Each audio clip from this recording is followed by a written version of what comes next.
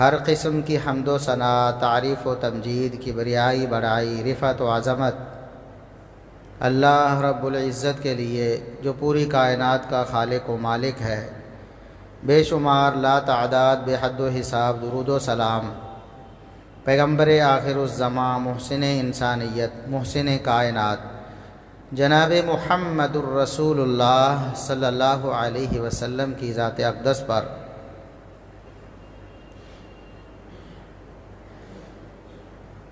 گزشتہ خطبات جمعۃ المبارک میں آپ نے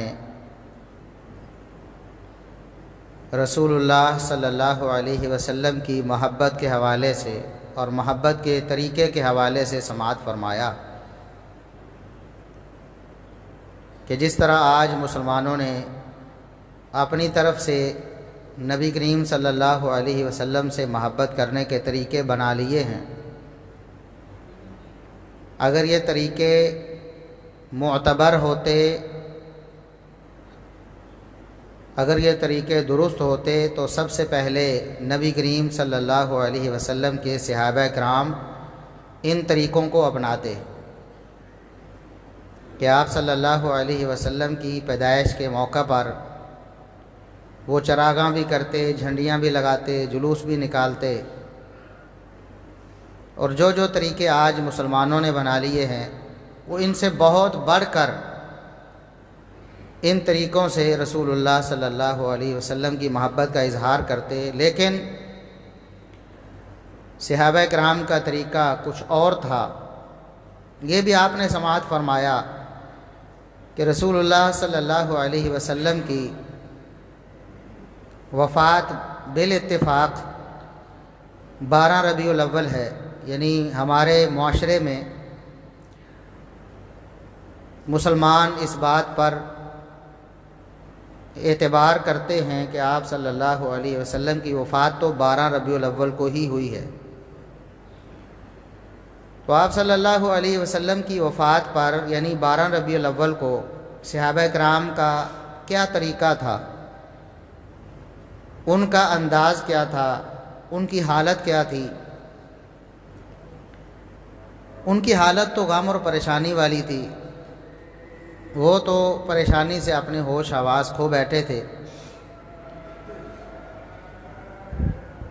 تو اگر کچھ کرنا ہی تھا، ہر سال کچھ منانا ہی تھا، تو صحابہ کرام رضوان اللہ علیہم اجمعین کے طریقے کے مطابق جو انہوں نے اس 12 ربیع الاول کو کیا تھا، یعنی غم اور پریشانی کا اظہار اسی طرح کیا جاتا۔ لیکن اسلام میں ہر سال کسی غم یا خوشی کو منانے کی کوئی گنجائش نہیں ہے، دینی اور شرعی اعتبار سے، یعنی شریعت نے کہا ہو، باعث ثواب قرار دیا ہو، ایک دینی طریقہ ہو، اور اس کو ہر سال کسی کی وفات کی صورت میں یا کسی کی پیدائش کی صورت میں، ایسا اسلام میں نہیں۔ ہر سال جو خوشی کے تہوار ہیں وہ 2 ہیں، عید الفطر اور عید الاضحیٰ۔ غمی کا کوئی تہوار اسلام میں ہر سال نہیں ہے۔ تو بہرحال یہ تو عید میلاد النبی کے حوالے سے گزارشات تھیں کہ صحابہ کرام کا طریقہ یہی اعلیٰ اور اولیٰ ہے۔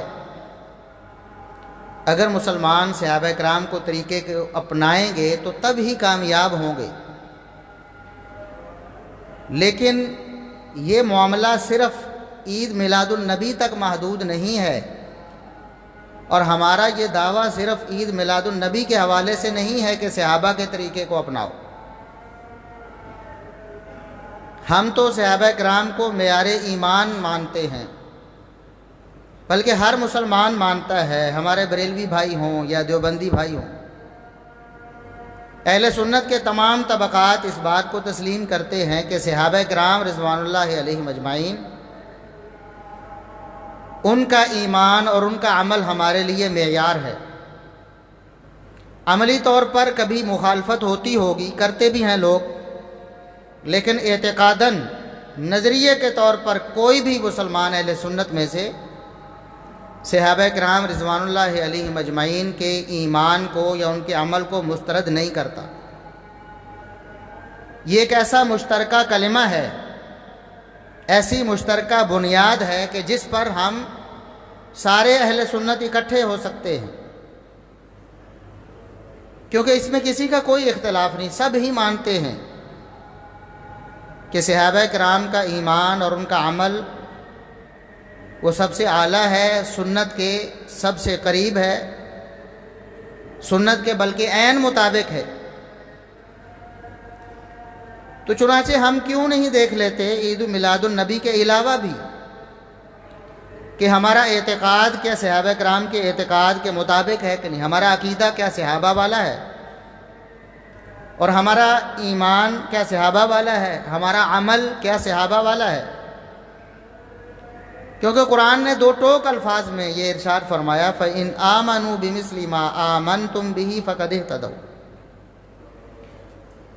کہ اگر لوگ صحابہ کرام کے طریقے کے مطابق ایمان لائیں گے تب ہدایت پر ہوں گے، وَإِنْ تَوَلَّوْا فَإِنَّمَا هُمْ فِي شِقَاقٍ، اگر وہ صحابہ کے طریقے کو چھوڑتے ہیں تو وہ گمراہی میں ہوں گے، جس کا فیصلہ پھر اللہ رب العزت قیامت کے دن کرے گا۔ تو صحابہ کرام کا ایمان ہمارے لیے معیار ہے، اور یاد رکھیں کہ ایمان کا لفظ قرآن نے صرف عقیدے کے حوالے سے استعمال نہیں کیا، بلکہ تمام اعمال کو بھی ایمان میں داخل کیا ہے۔ چنانچہ یہ آیت پہلے پارے کے اختتام پہ ہے، آخر میں ہے، اور دوسرے پارے کے شروع میں جہاں تحویل قبلہ کا مسئلہ بیان ہوا کہ قبلہ اب بیت المقدس سے چینج کر کے بیت اللہ کو بنا دیا گیا ہے، تو وہاں پر کچھ صحابہ کرام کے دل میں یہ خیال آیا، کیونکہ وہ اللہ سے بہت ڈرنے والے تھے، ان کو اپنے اعمال کی بہت زیادہ فکر ہوتی تھی، باوجود اس کے کہ پہلے چونکہ حکم ہی نہیں آیا تھا تو بیت المقدس کی طرف رخ کر کے نماز پڑھتے تھے، اب حکم آ گیا تو بیت اللہ کی طرف رخ کر کے نماز پڑھنے لگے، لیکن ان کے دل میں یہ ڈر پیدا ہوا کہ ہمارے وہ مسلمان، وہ مومن جو پہلے فوت ہو گئے ہیں یا شہید ہو گئے ہیں، اس حالت میں کہ ہم بیت المقدس یا بیت المقدس کی طرف رخ کر کے نماز پڑھتے تھے، یہ لفظ دونوں طرح درست ہے، بیت المقدس بھی اور مقدس بھی، تو جب ہم اس طرف رخ کر کے نماز پڑھتے تھے پتہ نہیں ہماری نمازوں کا کیا بنا، کیونکہ قبلہ تو تبدیل ہو گیا ہے، پہلی نمازوں کا کیا، ہماری کا کیا بنا، اور جو شہید ہو گئے فوت ہو گئے ان کی نمازوں کا کیا۔ تو اس وقت اللہ رب العزت نے یہ آیت نازل فرمائی وَمَا كَانَ اللَّهُ لِيُضِيعَ إِيمَانَكُمْ، نبی کے صحابہ، اللہ تمہارا ایمان ضائع نہیں کرنے والا۔ بات نماز کی ہو رہی ہے، فکر صحابہ کو نماز کی ہو رہی ہے، اور اللہ رب العزت وضاحت نماز کی دے رہا ہے کہ تمہاری وہ نمازیں جو بیت المقدس کی طرف رخ کر کے تم نے پڑھی ہیں اللہ ان کو ضائع نہیں کرے گا۔ لفظ استعمال فرمایا وَمَا كَانَ اللَّهُ لِيُضِيعَ إِيمَانَكُمْ، اللہ تمہارے ایمان کو ضائع نہیں کرے۔ تو نماز کو بھی ایمان کہا، یہ قرآن کا اسلوب ہے، اور رسول اللہ صلی اللہ علیہ وسلم کا بھی فرمان یہی ہے کہ آپ نے بھی ایمان میں تمام نیک اعمال کو شامل کیا ہے، نماز، روزہ، حج، زکوٰۃ بھی، عقیدہ تو ہے ہی نا، نماز، روزہ، حج، زکوٰۃ بھی ایمان میں داخل ہیں۔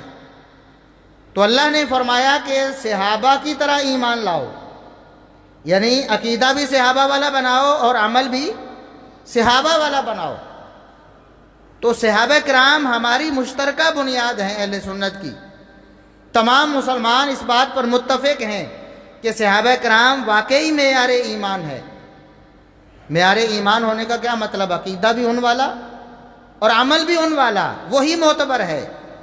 تو کیوں نہیں ہم غور کر لیتے ربیع الاول میں بھی اور باقی پورے سال میں بھی اس بات پر ہم غور کریں کہ کیا ہمارا یہ عمل، ہمارا یہ عقیدہ، ہمارا یہ نظریہ، ہماری یہ فکر، ہمارا یہ منہج، ہمارا یہ مسلک کیا صحابہ کرام کے مطابق ہے کہ نہیں؟ کیونکہ صحابہ کرام ہی وہ ہستیاں ہیں جن کے بارے میں اللہ رب العزت کی ضمانت اور گارنٹی موجود ہے، انہی کے بارے میں فرمایا اولئک هم المؤمنون حقا، اگر دنیا میں کوئی حقیقی مومن ہے تو یہ لوگ ہیں۔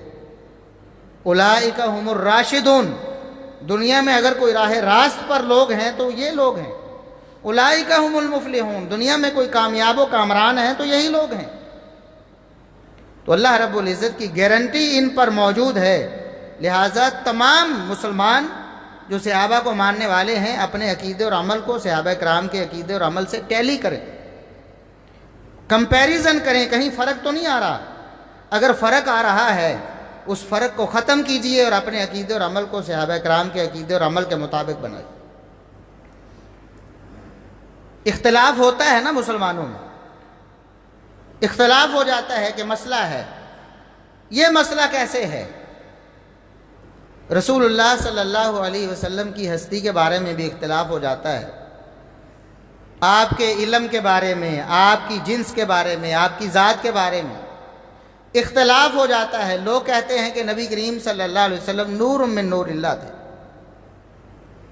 آپ نور تھے، نبی کریم صلی اللہ علیہ وسلم نور مجسم تھے، بشر نہیں تھے، نور تھے۔ تو اختلاف کا حل ہم صحابہ کرام سے کروا لیتے ہیں، صحابہ کرام کا جو عقیدہ ہے وہ ہم بنا لیتے ہیں تاکہ ہم ہدایت پر ہو جائیں، ہمیں یہ بات یقینی طور پر معلوم ہو جائے کہ ہمارا مسلک، منہج، موقف برحق ہے، کیونکہ صحابہ کا یہ مسلک اور منہج ہے۔ تو سیدہ عائشہ صدیقہ رضی اللہ عنہا، یہ مسند احمد کی بالکل صحیح حدیث ہے، ایک تو قرآن کی آیت بھی ہے نا، قل انما انا بشر مثلکم، اے نبی آپ خود اعلان کیجئے کہ میں تمہاری طرح کا بشر ہوں، یعنی جنس اور ذات کے اعتبار سے، شان اور مقام میں نہیں۔ شان اور مقام تو کسی انسان کی بعد والوں کی صحابہ کے برابر بھی نہیں ہو سکتی، نبی جیسی کیسے ہو سکتی؟ جنس سے، بشر ہونے کے اعتبار سے نبی کریم صلی اللہ علیہ وسلم بشر ہیں، عام انسانوں جیسے ہیں، یہ بات قرآن نے بھی بتائی۔ تو لوگ کہہ دیتے ہیں کہ یہ تو نبی کریم صلی اللہ علیہ وسلم نے ازراہ عاجزی کہا ہے، یہ عاجزی اور انکساری کا اظہار تھا کہ میں بشر ہوں، حالانکہ آپ بشر نہیں تھے، نعوذ باللہ، یہ تعویل کرتے ہیں۔ تو بات پھر وہی ہے کہ صحابہ معیار حق ہیں، صحابہ کرام تو نبی کریم صلی اللہ علیہ وسلم کے حوالے سے عاجزی کا اظہار نہیں کرتے تھے نا، آپ صلی اللہ علیہ وسلم کی شان اور مقام بالکل اسی طرح بیان کرتے تھے جس طرح کتاب و سنت میں بیان ہوا ہے، جو اللہ اور اس کے رسول کی مراد تھی وہی کرتے تھے نا۔ تو ہم صحابہ کرام سے پوچھتے ہیں کیا نبی کریم صلی اللہ علیہ وسلم یہ جو فرماتے ہیں قرآن کے بقول کہ میں بشر ہوں، یہ بطور عاجزی اور انکساری ہے یا حق حقیقت ہے؟ تو سیدہ عائشہ صدیقہ رضی اللہ عنہا فرماتی ہیں کانا بشرا من البشر، کہ رسول اللہ صلی اللہ علیہ وسلم انسانوں میں سے ایک انسان تھے، بشر تھے۔ دیکھیں ہمارا مسئلہ حل ہو رہا ہے، صحابہ کو معیار ایمان بنایا ہے، عقیدہ صحابہ والا اپنانا ہے، تو نبی کریم صلی اللہ علیہ وسلم کو بشر ماننا پڑے گا۔ آپ کو جن سے بشریت سے خارج کرنا یہ صحابہ کرام کے مسلک اور منہج کے خلاف ہے، لہٰذا کیوں نہیں ہم صحابہ کرام کو معیار بنا لیتے؟ ام المومنین سیدہ عائشہ صدیقہ رضی اللہ عنہا سے بڑھ کر کون رسول اللہ صلی اللہ علیہ وسلم کو جانتا ہو؟ لوگ تو خلوت میں جلوت میں جانتے تھے نا، مجلس میں جانتے تھے، باہر مسجد میں جانتے تھے، یہ عائشہ صدیقہ رضی اللہ عنہا تو خلوت کی بھی ساتھی ہیں، آپ صلی اللہ علیہ وسلم کی زوجہ محترمہ ہیں، آپ صلی اللہ علیہ وسلم کی کوئی چیز سیدہ عائشہ رضی اللہ عنہا سے چھپی ہوئی نہیں تھی۔ وہ یہ فرماتی ہیں کہ کانا بشرا من البشر، کہ رسول اللہ صلی اللہ علیہ وسلم نور نہیں بشر تھے۔ کیوں نہیں ہم صحابہ کے عقیدے کو اپنا لیں؟ آج لوگ یہ عقیدہ بناتے ہیں کہ نبی کریم صلی اللہ علیہ وسلم نور مجسم تھے، آپ نور ہدایت تھے، اس میں کسی مسلمان کو کوئی شبہ نہیں۔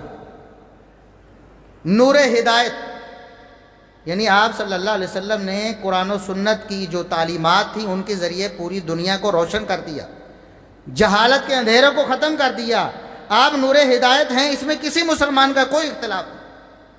لیکن اگر کہا جائے کہ نبی کریم صلی اللہ علیہ وسلم ذات کے اعتبار سے نور تھے، آپ کے جسم مبارک سے روشنی پھوٹتی تھی اور آپ کے حجرہ مبارک میں کبھی اندھیرا نہیں ہوتا تھا، تو یہ ایسا موقف اور مسلک ہے جو صحابہ کے موقف اور مسلک کے خلاف۔ صحابہ کرام کیا بیان کرتے؟ صحیح بخاری کی حدیث ہے کہ فجر کی نماز کے لیے ایک اور مسئلہ بھی آ گیا، نماز کے اوقات کا بھی آ گیا، درمیان میں ہی دو مسئلے حل ہو گئے۔ صحابہ کرام بیان کرتے، صحیح بخاری کی حدیث ہے کہ رسول اللہ صلی اللہ علیہ وسلم فجر کی نماز اس حالت میں پڑھاتے تھے کہ مکمل اندھیرا چھایا ہوتا تھا، روشنی ہونے سے پہلے پہلے مکمل اندھیرے میں فجر کی نماز پڑھاتے تھے۔ اتنا اندھیرا ہوتا تھا کہ ما یعرفن من الغلس، خواتین بھی نماز کے لیے آتی تھی۔ تیسرا مسئلہ بھی حل ہو گیا۔ صحابہ کرام کا مسلک اپنانا ہے نا۔ فجر کی نماز کا وقت بھی طے ہو گیا کہ فجر کی نماز کا وقت صحابہ کرام کیا بیان کرتے ہیں، اندھیرا ہوتا تھا، اندھیرا ہوتا تھا۔ دوسرا مسئلہ صحابہ کرام کا مسلک ثابت ہو گیا کہ عورتیں مسجد میں نماز کے لیے آ سکتی ہیں، اور عورتیں آتی تھیں رسول اللہ صلی اللہ علیہ وسلم کے دور میں بھی اور بعد میں بھی۔ فرماتی ہیں کہ وہ عورتیں سخت اندھیرے کی وجہ سے ساتھ کھڑی ہوئی عورت کو بھی پہچان نہیں پاتی تھی۔ اتنا اندھیرا ہوتا تھا کہ عورتیں ایک دوسرے کو پہچان نہیں پاتی تھی ساتھ کھڑے ہونے کے باوجود، کیونکہ اندھیرا ہوتا تھا۔ دوسرا مسئلہ، مسلک محدثین، مسلک صحابہ کرام، نبی کریم صلی اللہ علیہ وسلم کے جانثاروں اور وفاداروں کا مسلک کیا ہے؟ اور تیسرا مسئلہ کہ رسول اللہ صلی اللہ علیہ وسلم نور مجسم نہیں تھے، آپ کا جسم نور کا نہیں تھا، ورنہ صحابہ کرام جہاں موجود ہوں، رسول اللہ صلی اللہ علیہ وسلم جماعت کروا رہے ہوں، آپ کے جسم سے اگر روشنی نکلتی تھی تو وہاں اندھیرا تو نہیں ہونا چاہیے تھا نا۔ پھر حجرے میں اندھیرا ہوتا تھا، یہ بات سیدہ عائشہ صدیقہ رضی اللہ عنہا بیان کرتی ہیں، جو آپ صلی اللہ علیہ وسلم کی حجرے میں تھیں۔ کہتی ہیں کہ میں نے دیکھا ایک رات میں اچانک بیدار ہوئی، رسول اللہ صلی اللہ علیہ وسلم میرے ساتھ بستر پہ سوئے تھے، جب بیدار ہوئی تو آپ صلی اللہ علیہ وسلم بستر پہ نہیں تھے، اور ان دنوں میں گھروں میں چراغ نہیں ہوتے تھے۔ غربت کا عالم یہ تھا کہ تیل کہاں سے لاتے کہ چراغ کو جلاتے، گھروں میں مہینہ مہینہ فاقے پڑتے تھے، کھانے کو کچھ نہیں ہوتا تھا تو چراغ جلانے کے لیے تیل کہاں سے لاتے۔ یہ سیدہ عائشہ صدیقہ رضی اللہ عنہا بیان کرتی ہیں کہ ان دنوں میں گھروں میں چراغ نہیں ہوا کرتے تھے، تو رسول اللہ صلی اللہ علیہ وسلم بستر مبارک پر نہیں تھے۔ مجھے تشویش لاحق ہوئی کہ اٹھ کر کہاں چلے گئے ہیں، شاید گھر سے باہر چلے گئے ہیں، تو میں نے آپ صلی اللہ علیہ وسلم کو تلاش کرنے کے لیے ایسے ہاتھ مارا، حجرے میں چھوٹا سا حجرہ تھا، اتنا چھوٹا تھا کہ رسول اللہ صلی اللہ علیہ وسلم تہجد کی نماز پڑھتے اور سیدہ عائشہ صدیقہ رضی اللہ عنہا سوئی ہوتی تو آپ صلی اللہ علیہ وسلم قیام کرتے، جب سجدے میں جانا ہوتا ٹانگیں لمبی کی ہوتی، ہاتھ لگاتے، سیدہ عائشہ صدیقہ رضی اللہ عنہا اپنی ٹانگوں کو سمیٹتی تو پھر آپ صلی اللہ علیہ وسلم سجدہ کرتے۔ اتنی یعنی تنگی تھی حجرے کی، حجرہ اتنا چھوٹا تھا۔ تو کہتی ہیں کہ میں نے ایسے ہاتھ مارا مجھے پتا چلے کہ کمرے میں رسول اللہ صلی اللہ علیہ وسلم ہیں کہ نہیں۔ اب دیکھیں سیدہ عائشہ صدیقہ رضی اللہ عنہا کیا کہتی ہیں کہ رسول اللہ صلی اللہ علیہ وسلم کا جسم نور کا نہیں تھا۔ اب لوگ کہتے ہیں جی یہ جو نبی کی شان یا نبی کا مقام یا نبی تشریف لاتے ہیں نا تو وابیوں کو نظر نہیں آتے، کیوں؟ وابیوں کی آنکھیں نہیں دیکھنے والی، چلو ہماری آنکھیں تو نہیں دیکھنے والی نا، تو کیا سیدہ عائشہ صدیقہ رضی اللہ عنہا کی آنکھیں بھی نہیں دیکھنے والی تھی؟ ہمارا مسلک اور موقف اور منہج وہ ہے جو صحابہ کرام کا تھا۔ سیدہ عائشہ صدیقہ رضی اللہ عنہا تو نبی کے نور کو دیکھتی نا۔ اس کا مطلب یہ ہے کہ جو سیدہ عائشہ صدیقہ کا عقیدہ تھا وہ ہمارا عقیدہ ہے کہ نبی کریم صلی اللہ علیہ وسلم کا جسم نور نہیں تھا، آپ کا علم نور تھا، پوری کائنات سے جہالت اور گمراہی کے اندھیرے آپ نے ختم کر دیے، آپ نور ہدایت تھے، نور مجسم نہیں تھے۔ تو سیدہ عائشہ صدیقہ رضی اللہ عنہا کہتی ہاتھ مارتے مارتے میرا ہاتھ رسول اللہ صلی اللہ علیہ وسلم کے قدموں مبارک پر پڑا، آپ کے قدم مبارک، پھر مجھے پتا چلا کہ آپ کمرے میں حجرے میں موجود ہیں اور نماز پڑھ رہے ہیں اور سجدے کی حالت میں ہیں، اس لیے آپ کے دونوں پاؤں ملے بھی ہوئے ہیں اور جڑے بھی ہوئے ہیں، کھڑے بھی ہوئے ہیں سجدے کی حالت میں۔ یہی آج ہمارا عقیدہ ہے نا، اسی وجہ سے ہمیں گستاخ کہتے ہیں کہ نبی کے نور کو نہیں مانتے۔ ہم گستاخ ہیں کہ نبی کے نور کو نہیں مانتے؟ کیا صحابہ بھی گستاخ ہیں؟ نعوذ باللہ، وہ بھی نبی کے نور کو نہیں مانتے تھے؟ کس نور کو مانتے تھے؟ نور ہدایت کو مانتے تھے۔ آپ صلی اللہ علیہ وسلم کی ذات یا جنس یا آپ کے جسم کو نور نہیں مانتے۔ آپ کے علم کے بارے میں کہتے جی یہ گستاخ ہیں وہابی، نبی کے علم کو نہیں مانتے۔ ہمارا بریلویوں کا عقیدہ یہ ہے کہ نبی عالم ما کان و ما یکون، عالم ما کان و ما یکون، جو کچھ ہو چکا اس کے بھی عالم تھے، جو کچھ ہونے والا تھا اس کا بھی علم رکھتے تھے۔ کہتے یہ صحیح عقیدہ ہے۔ اور وہابی گستاخ ہیں، نبی کے علم کو نہیں مانتے، نبی کے علم کو کم کرتے ہیں، کہتے ہیں نبی غیب نہیں جانتے، اس سے نبی کی توہین ہوتی ہے، نعوذ باللہ ثم نعوذ۔ ہم کہتے ہیں یہ مسئلہ بھی صحابہ کرام سے حل کروا لیں، صحابہ کرام سے حل کروا لینا، جو ان کا عقیدہ ہے وہ ہمارا عقیدہ ہے یا آپ کا عقیدہ ہے؟ جو ان کا عقیدہ ہے ہم دونوں اس پر متفق ہو جاتے ہیں، مسئلہ ختم کر۔ یہی سیدہ عائشہ صدیقہ رضی اللہ عنہا، ابھی تو سیدہ عائشہ صدیقہ رضی اللہ عنہا پر بات ہو رہی، کتنے مسئلے حل ہو رہے۔ ابھی تو ہم ابو بکر صدیق، عمر فاروق، عثمان غنی، علی المرتضیٰ رضی اللہ عنہم اور دیگر صحابہ کی طرف گئے ہی نہیں ہیں۔ سیدہ عائشہ صدیقہ رضی اللہ عنہا سے سوال کیا ہے ایک تابعی نے، مسروق ہے نام ان کا، تابعی ہیں، شاگرد ہیں سیدہ عائشہ صدیقہ رضی اللہ عنہا کے، حدیث صحیح بخاری میں موجود ہے۔ سوال کرتے ہیں حل رعا محمد ربہ، ام المومنین مجھے بتائیے رسول اللہ صلی اللہ علیہ وسلم کے دنیا سے چلے جانے کے بعد، کیونکہ تابعی ہیں، اگر آپ کے دور میں ہوتے تو صحابی ہوتے، آپ صلی اللہ علیہ وسلم کے دنیا سے چلے جانے کے بعد سیدہ عائشہ صدیقہ رضی اللہ عنہا کے پاس حاضر ہوئے ہیں، انہیں بھی پتہ ہے کہ نبی کو سب سے بڑھ کر کون جانتا ہے، عائشہ صدیقہ رضی اللہ عنہا سے بڑھ کر تو نہیں جانتا نا کوئی، جلوت اور خلوت دونوں کو جانتا۔ پوچھا ہے کہ کیا نبی کریم صلی اللہ علیہ وسلم نے معراج والی رات اپنے رب کو دیکھا ہے؟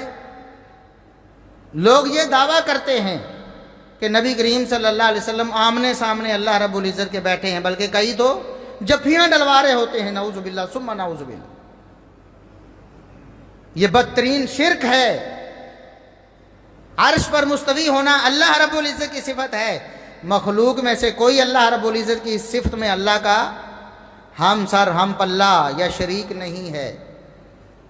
تو سیدہ عائشہ رضی اللہ عنہا سے سوال، سمپل سوال ہی کیا ہے کہ کیا نبی کریم صلی اللہ علیہ وسلم نے اپنے رب کو دیکھا ہے دنیا میں؟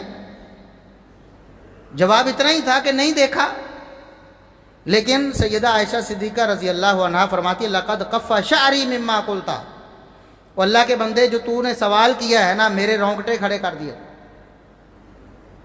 پریشانی سے میرا برا حال ہو گیا ہے کہ اتنی سادہ سی بات آپ کو معلوم نہیں ہے،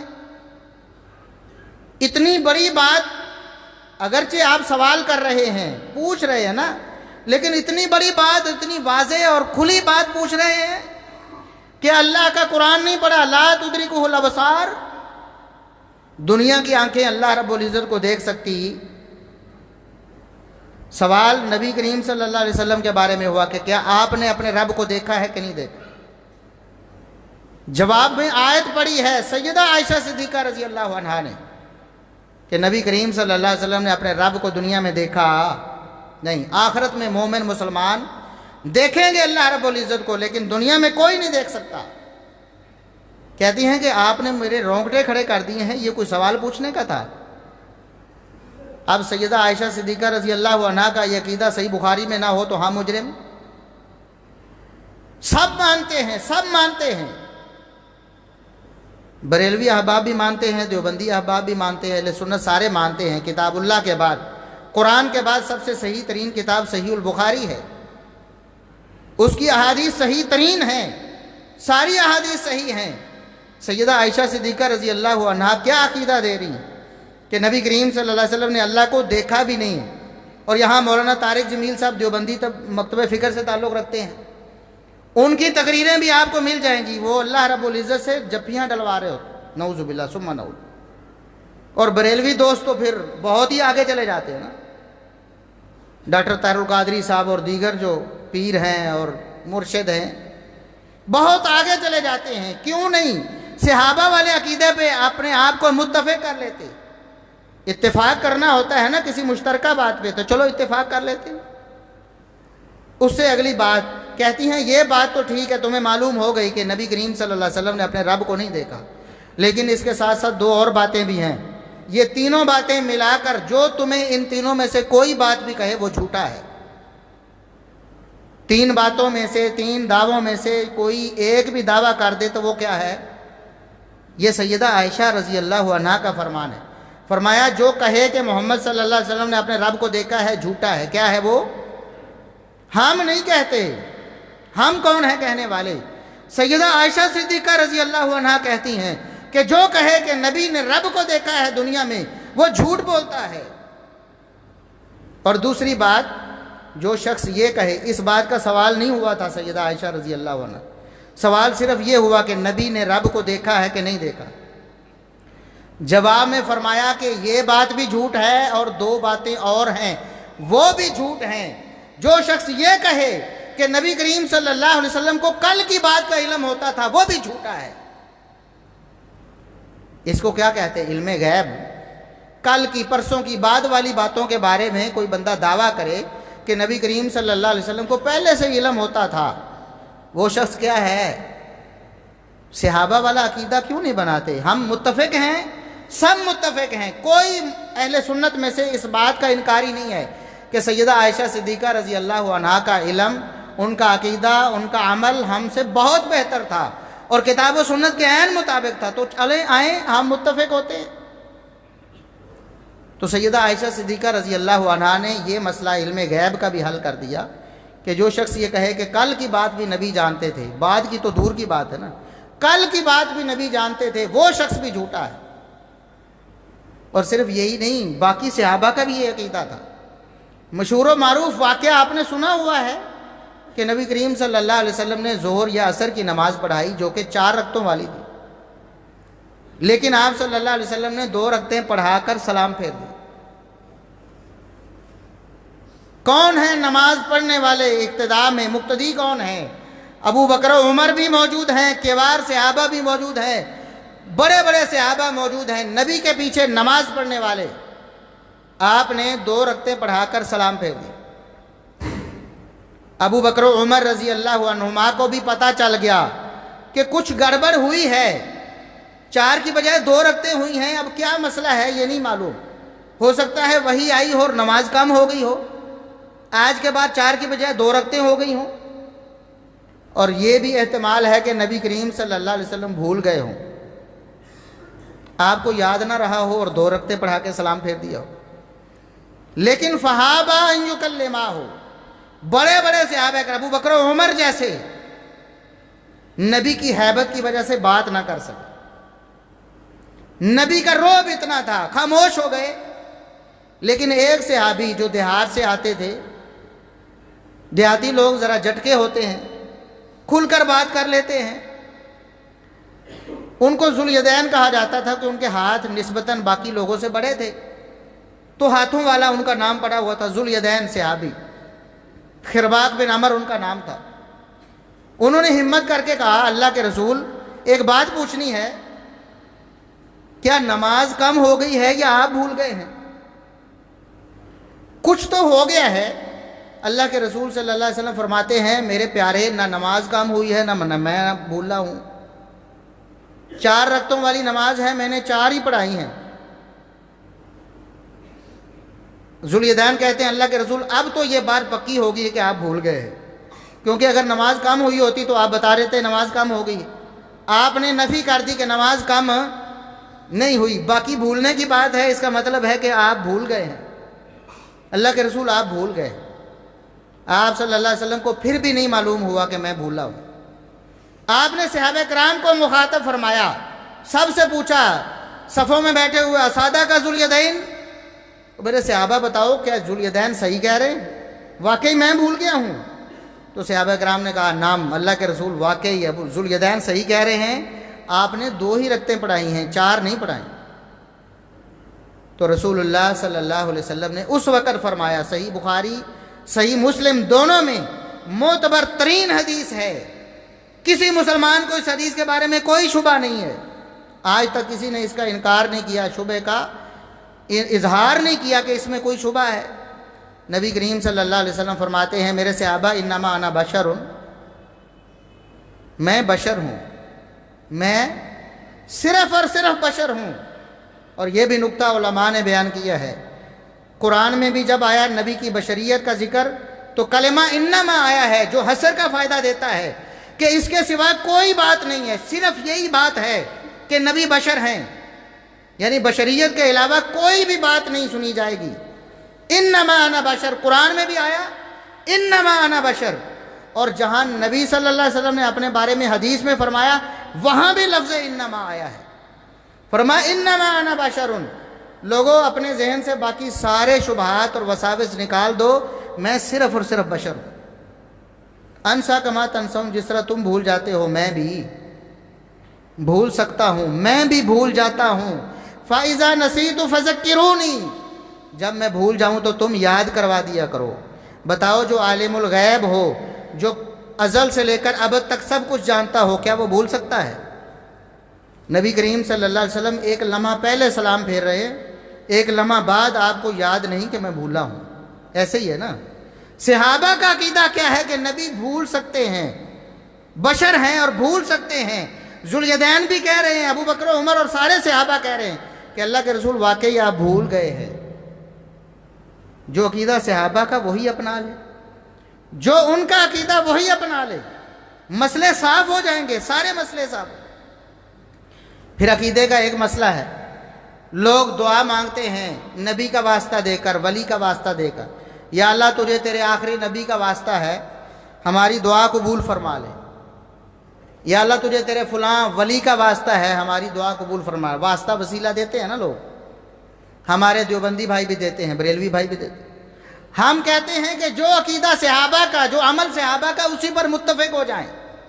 بتائیں کسی ایک صحابی نے پوری زندگی میں، ابو بکر صدیق سے لے کر ادنا سے ادنا کسی صحابی نے پوری زندگی میں کبھی ایک دفعہ بھی اپنی دعا میں یہ کہا ہو کہ یا اللہ تجھے تیرے نبی کا واسطہ ہے، آپ صلی اللہ علیہ وسلم کی زندگی میں یا آپ صلی اللہ علیہ وسلم کے دنیا سے چلے جانے کے بعد کوئی ایک واقعہ ایسا رونما نہیں ہوا؟ ہاں، ان کا طرز عمل کیا تھا؟ صحیح بخاری میں موجود ہے، نبی کریم صلی اللہ علیہ وسلم کے دور میں جب قحط پڑتا تو آپ صلی اللہ علیہ وسلم صحابہ کو لے کر میدان میں چلے جاتے، نبی کریم صلی اللہ علیہ وسلم دعا فرماتے، یا اللہ اپنے بندوں کی مدد فرما، بارش نازل فرما، اور صحابہ کرام بعد میں دعا کرتے کہ یا اللہ تیرا نبی ہمارے لیے سفارش کر، تیرا نبی دعا کر رہا ہے، اپنے نبی کی دعا ہمارے حق میں قبول فرما اور ہمیں بارش دے دے۔ بارش نازل ہوا کرتی تھی نبی کی دعا کی وجہ سے۔ ہم بھی کہتے ہیں زندہ نیک لوگوں سے دعا کروائی جا سکتی ہے، یہ وسیلہ جائز ہے اور درست ہے۔ نبی کریم صلی اللہ علیہ وسلم جب دنیا سے چلے جائے، کتنی آسان بات تھی کہ صحابہ پھر بھی نبی کا واسطہ دیتے۔ آپ کی ذات سے بڑھ کر کسی کی ذات ہو سکتی ہے؟ کہتے سمپل سی بات تھی کہ یا اللہ تجھے تیرے نبی کا وسیلہ ہمیں بارش دے۔ لیکن جب نبی کریم صلی اللہ علیہ وسلم کے بار کا ہاتھ پڑا تو صحابہ کرام نے اپنی دعا میں یہ الفاظ کہے نہیں، بلکہ طریقہ کیا اپنایا ہے۔ عمر بن خطاب رضی اللہ عنہ کے دور میں جب دوبارہ کا ہاتھ پڑا، اب نبی تو موجود نہیں تھے، نبی کے چچا عباس رضی اللہ عنہ کو لے کر میدان میں نکلے، ان سے جا کر دعا کروائی۔ دعا کروانے کے بعد اللہ سے دعا کی کہ یا اللہ انا کننا نستسقی بنبیک، تیرے نبی کی زندگی میں تیرے نبی سے دعا کروا کر تجھے وسیلہ دیتے تھے، یا اللہ تو اپنے نبی کی دعا قبول فرما لے ہمارے حق۔ آج تیرے نبی ہمارے پاس موجود نہیں ہے، ہم تیرے نبی کے چچا عباس کو لے کر آئے ہیں، ان سے دعا کروائی ہے، یا اللہ تو اپنے نبی کے چچا کی دعا قبول کر کے ہمیں بارش دے۔ یہ طریقہ کس نے اپنایا ہے؟ اللہ کے فضل سے ہم نے اپنایا ہے۔ ہم کہتے ہیں واسطے اور وسیلے کے لیے بھی صحابہ کا طریقہ اپناؤ، کیوں نہیں اپناتے؟ کیا صحابہ کا طریقہ کافی نہیں ہے؟ یہ عقیدے کی بات ہے، ایک دو مثالیں عمل کی دے کے بعد ختم کرتے ہیں، وقت مختصر ہے۔ نماز کا طریقہ لے لو، صحابہ کرام نماز کیسے پڑھتے تھے؟ جیسے نبی نے سکھائی تھی، سلو کما رأیتمونی اصلی، فرمایا نماز اسی طرح پڑھو جس طرح مجھے پڑھتے دیکھا ہے۔ کنہوں نے دیکھا تھا پڑھتے ہوئے؟ صحابہ نے دیکھا، انہوں نے پڑھ کے دکھائی۔ صحیح بخاری اٹھائیں، سیدنا عبداللہ ابن عمر رضی اللہ عنہما، ان کے شاگرد نافع ہیں، تابعی ہیں۔ اس بات کی دلیل ہے کہ سیدنا عبداللہ بن عمر رضی اللہ عنہما نے یہ حدیث نبی کریم صلی اللہ علیہ وسلم کے دنیا سے جانے کے بعد بیان، کیونکہ نافع بیان کرنے والے کون ہیں؟ تابعی۔ اگر نبی کی زندگی میں ہوتے تو کون ہوتے؟ صحابی۔ نبی کی زندگی کے بعد نافع دیکھتے ہیں میرے استاد صحابی رسول نبی کریم صلی اللہ علیہ وسلم کے خاص شاگرد عبداللہ بن عمر نماز پڑھ رہے ہیں، نماز شروع کرتے تو رفع الیدین کرتے، وَإِذَا رَكَعَ رَفَعَ يَدَيْهِ، رکوع میں جاتے تو رفع الیدین کرتے، وَإِذَا رَفَعَ رَأْسَهُ رَفَعَ يَدَيْهِ، جب رکوع سے سر اٹھاتے پھر رفع الیدین کرتے، وَإِذَا قَامَ مِنَ الرَّكْعَتَيْنِ رَفَعَ يَدَيْهِ، دو رکعتوں کے بعد تیسری کے لیے اٹھتے پھر رفع الیدین کرتے۔ کون؟ عبداللہ ابن عمر۔ وَرَفَعَ ذَلِكَ ابْنُ عُمَرَ إِلَى نَبِيِّ اللَّهِ صلی اللہ علیہ وسلم، اور نماز پڑھ کے اپنے شاگردوں کو بتاتے کہ میں نے نبی کریم صلی اللہ علیہ وسلم کو ایسے ہی نماز پڑھتے تھے۔ اگر رفع الیدین منسوخ ہوئی ہوتی، لوگ کہتے نا پہلے کرتے تھے پھر چھوڑ دیا، اگر چھوڑی ہوتی تو عبداللہ ابن عمر کو معلوم نہ ہوتا، ابو بکر صدیق رضی اللہ عنہ کو معلوم نہ ہوتا، دیگر کبار صحابہ کرام کو معلوم نہ ہوتا۔ مالک بن حویرث صحیح بخاری میں بیان کرتے ہیں، میں نبی کی آخری زندگی میں ان کے پاس گیا خاص طور پر آپ کی نماز دیکھنے کے لیے۔ اس بات پر اتفاق ہے کہ مالک بن حویرث 8-9 ہجری میں گئے تھے، یعنی بالکل آخر ہے آپ صلی اللہ علیہ وسلم کی زندگی کا۔ کہتے ہیں نا مکے میں کرتے تھے تو مدینے میں آ کے چھوڑ دیا، یہ مدنی زندگی کا بھی آخری دور ہے 8-9 ہجری میں۔ کہتے ہیں کہ یہ صحیح بخاری کی حدیث ہے، میں اسپیشل نبی کی نماز دیکھنے کے لیے آیا اور میں غور سے دیکھتا تھا نبی نماز کیسے پڑھتے ہیں۔ میں نے دیکھا یہ مالک بن حویرث نے خود پڑھی بھی نبی کی زندگی کے بعد، رفع الیدین کیا، رکوع جاتے سر اٹھاتے رفع الیدین کیا، اور بتایا کہ میں نے نبی کریم صلی اللہ علیہ وسلم کو ایسے ہی دیکھا۔ ابو حمید ساعدی رضی اللہ عنہ، جامع ترمذی میں تفصیلی حدیث موجود ہے، صحابہ کا ایک گروہ ہے جس میں کم از کم 10 صحابہ موجود ہیں، ان کی موجودگی میں کہتے ہیں میری نماز دیکھو، کیا میں کہیں نبی کریم صلی اللہ علیہ وسلم کی سنت کے خلاف تو کوئی کام نہیں کر رہا؟ کیا میری نماز نبی کے مطابق ہے؟ بتانا ہے تم نے۔ نماز پڑھی، شروع میں رفع الیدین کیا، رکوع میں جاتے سر اٹھاتے رفع الیدین کیا، اور بعد میں نماز کے بعد صحابہ سے پوچھا کیا میری نماز نبی کی نماز کے مطابق ہے؟ سب نے بالاتفاق کہا آپ کی نماز بالکل نبی کی نماز کے مطابق ہے۔ یہ نبی کی زندگی کے بعد کی بات، کیوں نہیں صحابہ کو ہم معیار ایمان و عمل قرار دیتے؟ اور عطا بن ابی رباح تابعی ہیں، سینکڑوں صحابہ کرام کے شاگرد ہیں۔ صحیح بخاری میں معلقاً امام بخاری رحمۃ اللہ علیہ نے یہ روایت ذکر کی ہے، اور دیگر کتابوں میں موصولاً بھی موجود ہے کہ عطا بن ابی رباح کہتے ہیں میں مسجد میں تھا، پوچھا گیا کہ عبداللہ ابن زبیر جو صحابی رسول ہیں، سیدنا ابو بکر صدیق رضی اللہ عنہ کے نواسے ہیں، پوچھا گیا عطا سے کہ عبداللہ بن زبیر آمین کہتے تھے؟ کہا تم عبداللہ بن زبیر کو کی بات کرتے ہو، وہ امام ہوتے تھے، پیچھے سینکڑوں مقتدی ہوتے تھے، سب آمین کہتے تھے، اتنی آمین کہتے کہ مسجد گونج جایا کرتی تھی۔ صحابہ کے عقیدے کو، صحابہ کے عمل کو معیار بناؤ۔ اللہ رب العزت سے دعا ہے کہ اللہ رب العزت ہمیں صحابہ کے عقیدے اور عمل پر اپنا عقیدہ و عمل استوار کرنے کی توفیق عطا فرمائے۔ وآخر دعوانا ان الحمدللہ۔